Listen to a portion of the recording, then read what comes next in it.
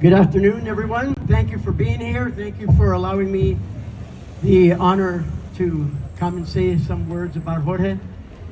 First of all, le quiero decir a Carlos que es un gran placer estar aquí con usted. Tengo un gran amor para usted y su familia. Por todos estos años, tu estrella brilla en mi corazón. No hay un día, creo, que no pase que no pienso en ti. Una música en la radio, una imagen en la televisión, un poema que leo, pero siempre tú eres esa persona que me ayudó en mi vida. Yo te quiero decir de mi alma que te quiero tanto, y toda la familia de Santana.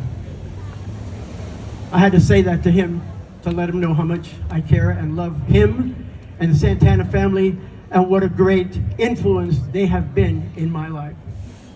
So Jorge and I go back to 1972. We knew each other back then when I first joined the group Malo. He was playing at the nightlife on San Bruno Avenue.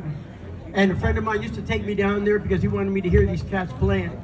So I had my own music going on here in the Bay, and I had my own little garage bands. And so in those meetings and spending time together, I got a call from Arcelio Garcia to come over and audition for Malo. And I was only 17 and a half years old. I was still a student at Balboa High School. And so I took the plunge and I went over and auditioned for the band and made the grade. So one of the great memories that I have about Santana family is that Jorge picked me up one day to go to rehearsal, and he said, "I'm going to stop off at my mom's first." So I said, "Great," and this was back in '72. So we pull up to his mom's place and go upstairs, and his mom so graciously invited us to stay for a little bit and have some food with them. And then Jose came out, and we were sitting at that beautiful, typical Latino table where, there's lots of food and lots of love and lots of fellowship. Entonces, while we're getting ready to eat, the door knocks, and here comes Carlos on his way to his rehearsal. And I was just 17 and a half, and I had this just rare opportunity to sit with his family and to be treated as not as a guest, but as a family member. So that's a dear memory that I have of Jorge. And also why I love Jorge so much was because he gave me the opportunity to travel as a young man. I just had finished Balboa High School. And before I know it, we're performing in Carnegie Hall. We're playing in Central Park. We're on American Bandstand. We're playing in Winterland. Bill Graham's calling us up to be on the last days at the Fillmore album. We're playing at the Hollywood Palladium. And this is all because Jorge afforded me the opportunity to be in this band. And because of that, I was able to grow as a musician here in the Bay Area and to rub shoulders with some of the greatest musicians around. And so after that little bit of time that we had together, we went on our separate ways and we went on our journeys of life to find ourselves together again some years down the road when he had his Jorge Santana band. And he so graciously invited me to be part of that too.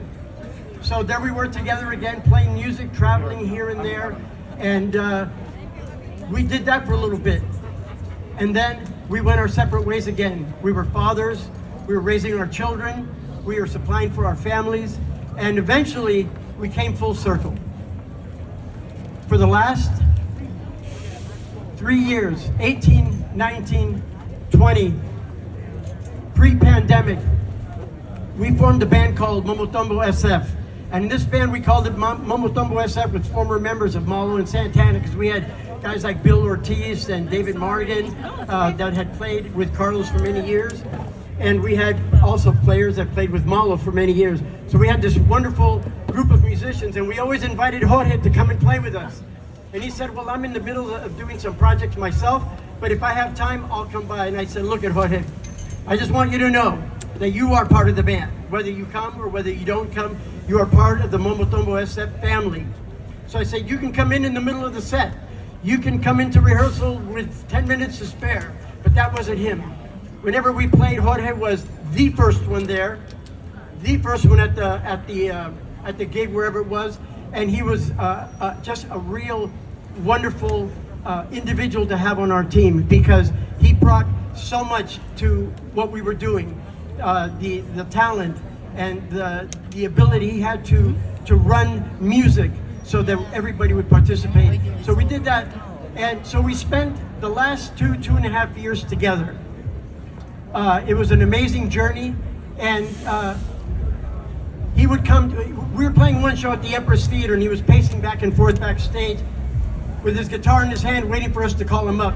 So I saw him pacing, and I said, Jorge, I said, come on over here, man, just plug in and start playing. So he plugged in and started playing and never stopped.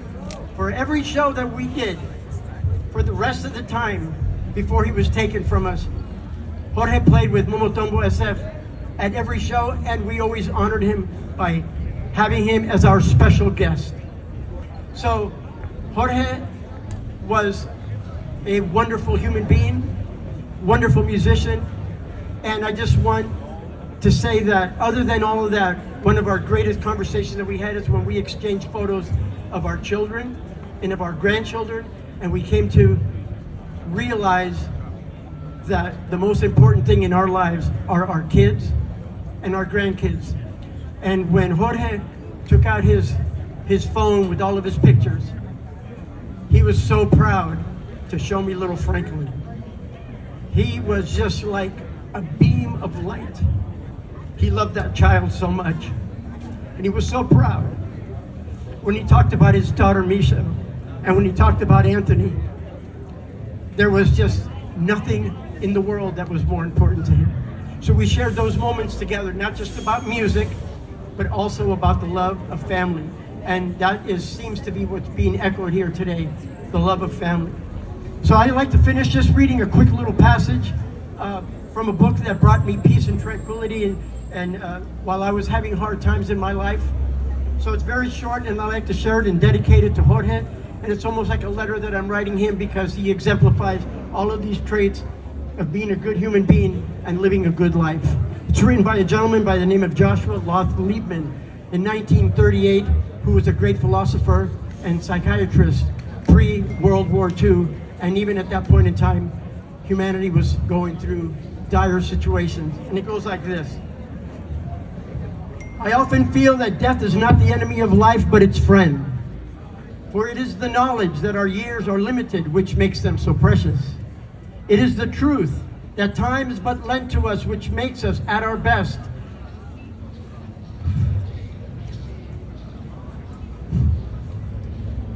Look upon our years as a trust handed into our temporary keeping. We are like children privileged to spend a day in a great park, a park filled with many gardens and playgrounds, and azure-tinted lakes and white sailing boats along the tranquil waves. True, the day allotted to each one of us is not the same in length, in light, or in beauty. Some children of earth are privileged to spend a long and sunlit day in the garden of earth. For others, the day is shorter, cloudier, and dusk descends more quickly as in a winter's tale. But whether our life is a long summery day or a shorter wintry afternoon, we know that inevitably there are storms and squalls which overcast even the bluest heaven, and there are sunlit rays which pierce the darkest autumn sky. The day that we are privileged to spend in the great park of life is not the same for all human beings, but there is enough beauty and joy and gaiety in the hours if we will but treasure them. Then for each one of us, the moment comes when the great nurse, death, takes man, takes woman, takes the child by the hand, and quietly says, "It is time to go home. Night is coming. It is your bedtime, child of earth. It was your bedtime, Jorge. Come, you're tired. Lie down at last in the quiet nursery of nature and sleep. Sleep well, my friend, my brother. The day is gone. Stars shine in the canopy of eternity." Thank you.